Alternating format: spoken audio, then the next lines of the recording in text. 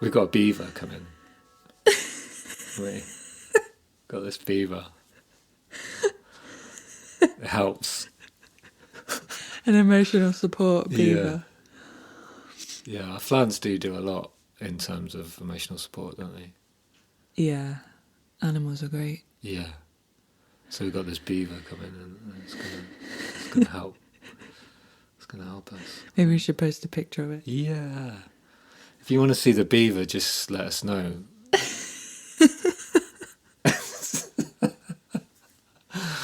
It'll brighten your day.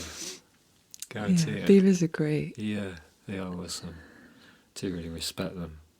Like that beaver with that moose. Yeah, there's this video that we watch on repeat, which is this beaver like protecting its little patch. Yeah.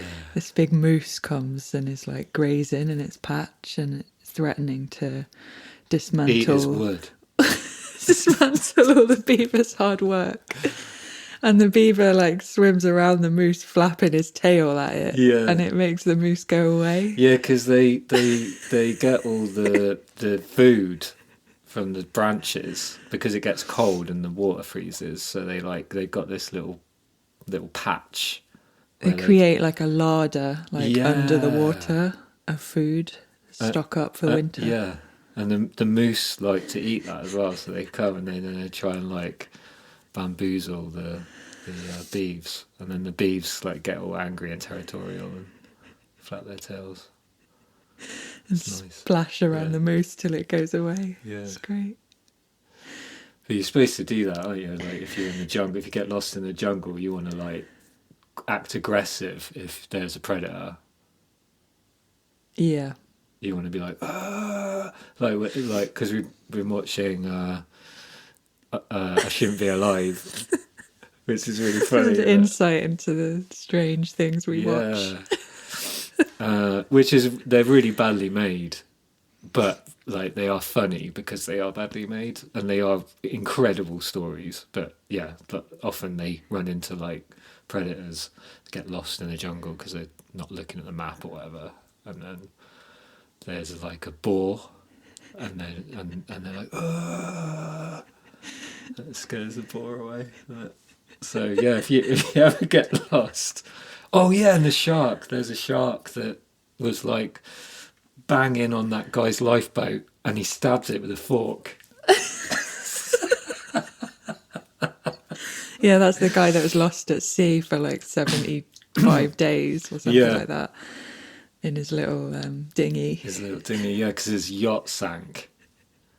He doesn't know even why. Something like bashed into it, and it was in the middle of the Pacific. And then he had his little fork.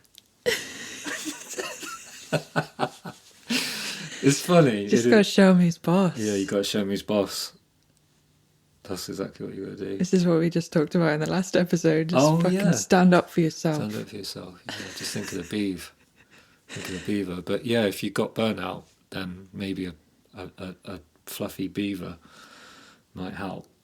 I think, we ordered this beaver in the last time. Well, I was burned out. I know if you were as well, but often am. We go through these cycles with burnout, and I feel like it's just almost a boring topic at this point because we got a frog last year, didn't we?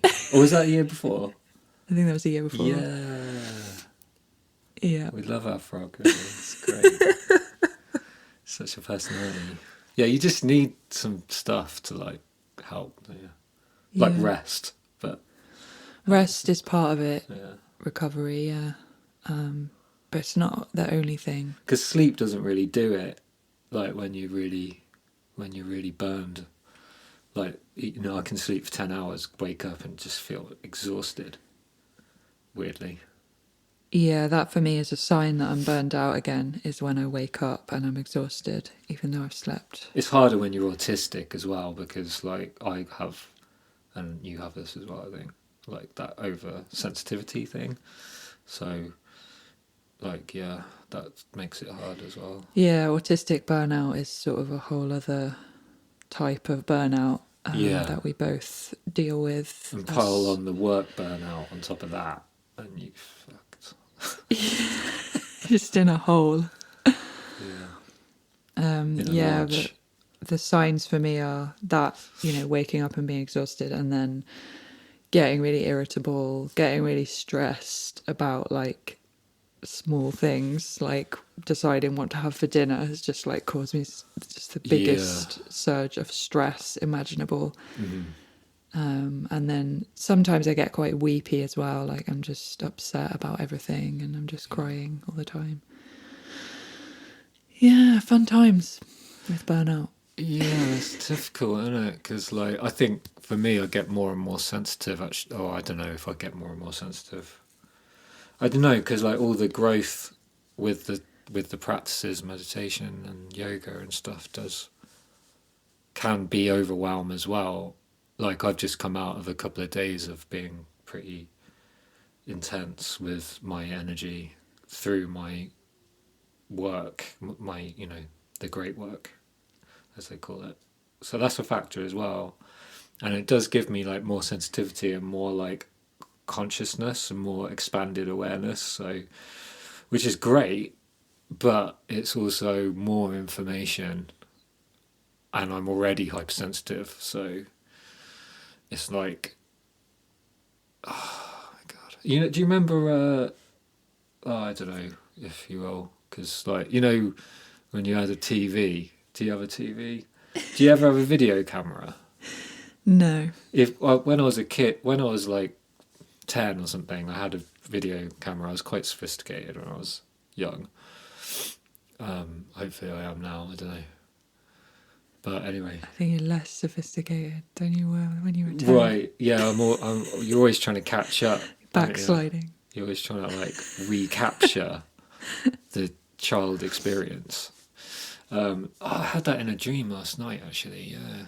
I was like, the part of the dream was that I was going through a summer fair as a child, and there was music playing, like this guitar, playing this really nice riff, and I was like a kid with my skateboard, and then I rewound the scene to listen to the music and watch it again. I was sort of in it and watching it. It's just occurred to me that I was in my dream, but sort of recapturing this nostalgic thing. But anyway, when you stick a camera, excuse me, I feel a bit loopy, at a TV screen. Oh yeah, no, when you're in the cinema, when you're in this, have you ever been in the cinema that has got two mirrors in the bathroom, like in the toilet, and they face each other, and you have the infinite mirrors? Mm. Well, like if you put a video camera at its source screen, television, analog, then it creates this feedback pattern. And as well, like with music, right? If you're on stage and you've got crappy equipment or whatever the venue has, they're always having problems with feedback, right? You put the mic near the speaker, and it feeds back on itself and becomes more and more. It's like the same signal goes into the microphone that comes out of the speaker, back into the microphone, out from the speaker, and it just grows in power and momentum, right? And it's the same thing visually when you put two mirrors together. Essentially, that is what my hypersensitivity is like. That is the experience I get when I am turned up that loud. The sensitivity of the microphone is up so loud that like a small detail, like the movement of your bowel, was like it echoed in a feedback loop in my head. That was like the equivalent of the sound of an aeroplane taking off. Mm. Like the micro sound turned into a planet of sound, and it became more and more and more. This is my autism, hypersensitivity. That's what it can be like, and it is crippling. It takes all of my energy, and I can't function, it's really intense. But I think it's applicable to burnout. Yeah. Sorry, Sorry. Yeah. Well, when you're living like that all the time, it just it takes everything you've got, it takes all your energy. And then, like you were saying, when you put work on top of that, eventually you're going to break, like if you keep at it. But I feel like doing too much is just so normalized right now with you know, with our generation. It's just this rat race of like doing loads of things and being productive all the time. You know, I just know so many people who are doing that, who just have too many things on the go. It's just avoiding life. Like you go out in the morning or whatever, and like people are like all going to work. It's just fucking pointless. It's such a waste of fucking time and energy to do nothing your whole life. All people are doing a lot of the time is just avoiding living because they're so scared of what it's like to be alive. I don't know. That's a generalization. I don't really mean it, but you know, it's like, oh well, let's multitask, so we don't have to spend any time just being. Yeah, and I think whenever I go through a period of burnout, what I always come back to is like, oh well, I just want to write. Like I'm a writer, and I just want to write. Like that's the one thing really that I want to do, and that is the thing that I need to direct my energy towards. All this other stuff is just bullshit. And you know, it's fun and it's fulfilling doing all these different creative projects, but what is it costing me?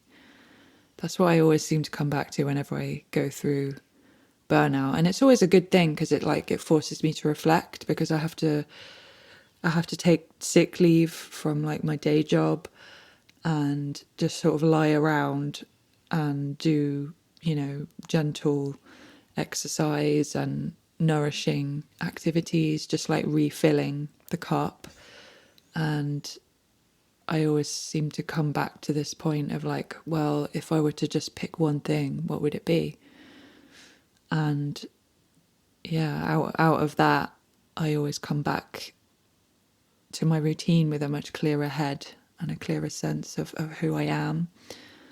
So I think burnout can be useful in some ways to force you to reset, force you to think about what's really important, and force you to like re-examine energy and time. One thing that I did coming out of this period of burnout was to make a list of things that require a lot of processing power for me, you know, in my brain and in my body. So I had like low, medium and high and very high. And the amount of processing power tends to correspond to like how much stress those activities cause me. So for example, like reading a book is on the low list for me. It depends on what book though, right? Because if it's a book that is really difficult to input. Yeah, I guess so. But I tend to use reading as like a nourishing activity in the evenings. But like because you have to read loads of books that aren't very good, and that annoys you. Yeah, that's true. It's hard, isn't it, to like figure this stuff out. Yeah, because like sometimes like working helps, and sometimes it doesn't. Yeah, it's like it takes energy, but it also nourishes you. So it is really complex. Yeah. Really, really complex.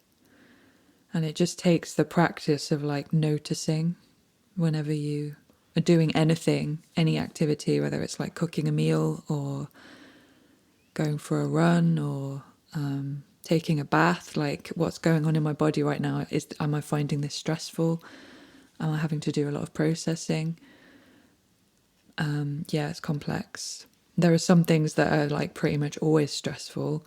Like for me, like using public transport is pretty much always a high stressor. Like if I have to take a bus, that's stressful for me because I have to look at when the buses are coming, and I have to like arrange how long it's going to take me to walk to the bus stop, and then I have to walk to the bus stop and make sure I get there on time. Then I have to wait. Then I have to get on the bus and be around people and be in really close proximity, which is difficult. And I get travel sick, so then it's like, you know, stuff going on in my body that is like difficult to manage.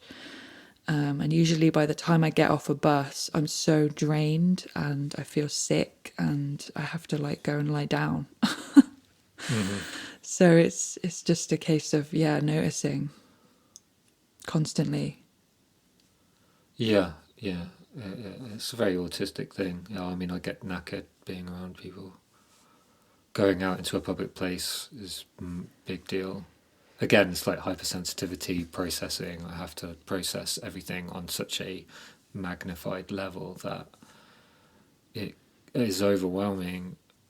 But I find if I stick to a routine, that helps, because like no matter how difficult things get, I know that I can always like lean into the routine.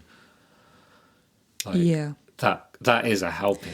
But even that, thing. like sometimes isn't helpful as well. True. Because it's like I have set days that I do exercise, you know, like Monday and Friday I'll go for a run, and then I have usually Wednesday I'll do, you know, something else, strength training.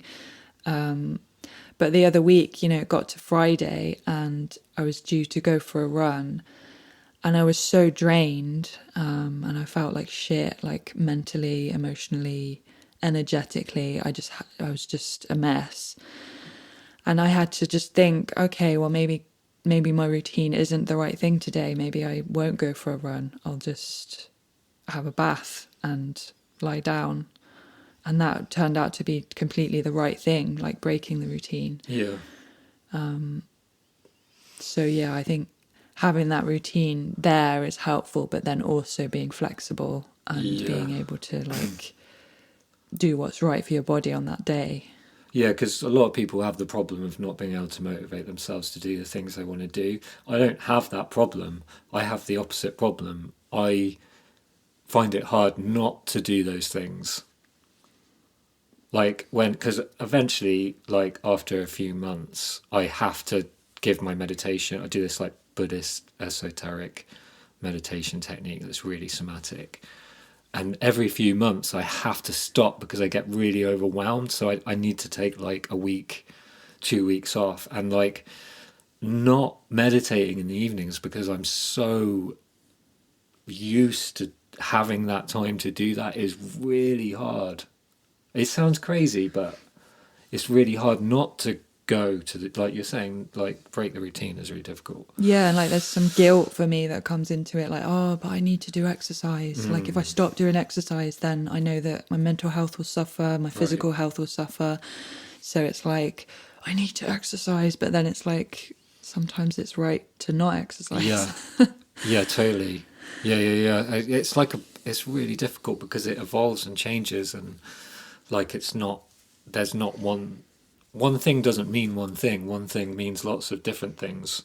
It's not the thing even, it's like the why, you know? Like I always think that about like drugs. Drugs aren't necessarily good or bad. It depends why, you know, are you doing it? Like, do you have an experience like that to expand, or do you have an experience like that to shut down? It's not the thing. The thing is meaningless. It's just the approach to it. So that's confusing for me because like good, you know, air quotes, good things for you. What does that even mean? Like, what does that mean? It's good for you. Like sometimes eating things that are not good for you, air quotes, is good for you. Yeah. So like ice cream. Like ice cream. But a lot of the time it's not. So where does this leave us? And that's another autistic thing, is that like, okay, well, how do I decide? And then there's like the process of decision. Of decision can be really stressful. And that's one thing for me, that when I'm burned out, making a decision becomes like fucking moving a mountain. level of difficulty. Yeah. So, yeah, I struggle with that too. Like when I'm really tired, it's just like I need to figure out the best thing. And for me, I have to like really put my effort and concentration and evaluate things before I make decisions on it. Okay, what are the pros and cons? Okay, this will lead to this. Will this be easier than this? In the long run, will this be better? In the short term, will it not be better? So much. It's really complicated. But I don't think maybe this is the same for like neurotypical people. I think this is quite a neurodivergent thing. Yeah. Because I don't see neurotypical people maybe struggling so much with this stuff, but then I don't know, because like I don't know what it's like for anyone else. So, but yeah, it's pretty intense for me. Yeah, I recently got this device called Whoop that I heard recommended from an autistic guy that I follow on YouTube. He makes really great videos. It's called Autism from the Inside. And he recommended this device. You know, it's one of these things that you wear on your wrist and it monitors what's going on in your body, and it gives you a bunch of data like on an app on your phone, and it interprets the data to show you like how recovered you are, or like what's a good level of strain for you to put in today based on, you know, what's happening in your body. And again, talking about this thing of like, is it good or is it useful or is it not useful? I think for like the first week or so, I felt really liberated by this device, because it was giving me data reflecting how recovered I was each day. And then I was using that data to sort of help me decide like what to do. Like, should I go to the gym today if I'm only 48% recovered, and things like that. So it was helping me decide. But then on the flip side, I have a drive that's like high achiever. And so if it was telling me this is the amount of strain that you should put in today or should aim to put in today, I was getting really obsessed about like meeting that strain level. And so it got to an unhealthy, stressful place for me, because it's like, oh, it's telling me I need to put in, 10.4 level of strain today. So I need to either go for a run, or I need to do yoga, or I need to do this or that. And it's like creating anxiety and creating stress. And also the fact of having to look at my phone all the time to look at this data. Like, I find looking at my phone really stressful. Like, I can feel my levels of stress rising whenever I pick my phone up to look at it. Just the screen itself causes me stress and sensitivity. So that was another thing, like having to be constantly looking at the data was also causing me stress, just in terms of visual like sensitivity. So yeah, that was my experience with Whoop. I'm glad I tried it, but yeah, you learnt stuff as well, but I did learn stuff. Yeah, it did change you a bit. I think, like from observation perspective, you seemed like, that you could feel good some days. Oh, I had a good sleep, I could feel good. Yeah, and like it's validating in a way. Sometimes it's a decision to feel good. I think probably always. Yeah. You can just decide to feel good. You don't need a reason. Or just allow yourself to feel shit. Like, okay, I clearly have no energy today. I feel like shit, and I'm just going to lie on the sofa, and that's fine. Just allowing the shittiness to be, I think, can lift some of the weight of pressure to just be happy all the time. Yeah. Just be whatever. Yeah, just be yourself.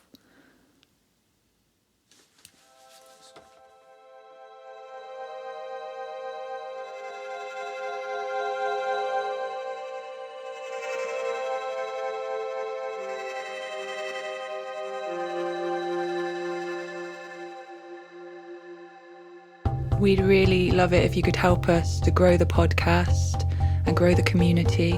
So if there's anyone you have in your life who you think might enjoy Pivotal Slice, please do recommend. It goes a long way. It does, and you can subscribe to our Patreon for as little as £3. You can also pay a bit more and get exclusive episodes and juicy content. Or if you fancy buying us a coffee, that would help us a lot to keep growing and give us a little energy boost. You can write a review on Apple Podcasts, Audible. You can rate us on Spotify, and you can engage us on YouTube by liking, commenting, and subscribing. This will go a long way in moving through the algorithm universe.